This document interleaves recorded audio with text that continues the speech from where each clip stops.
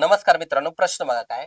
एका शाळेतील मुली व मुले यांचे गुणोत्तर 4:5 आहे. मुलींची संख्या 76 असेल तर मुले किती, असा तुम्हाला प्रश्न विचारला गेलेला आहे. ठीक आहे.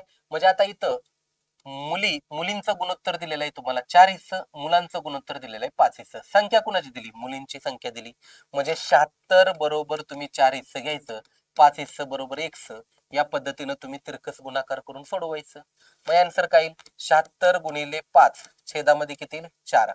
आता जर 76 ला 4 ने भाग लावला, 4 एके 4, 4 एके 4, 3 राहिलं, 4 9 36. मग 19 गुणिले 5 95. मुलांची संख्या किती असेल त्या शाळेतील? 95 ही संख्या असेल. आता सरावासाठी मी तुम्हाला एक क्वेश्चन देतो बघा, व्यवस्थित सोडवा.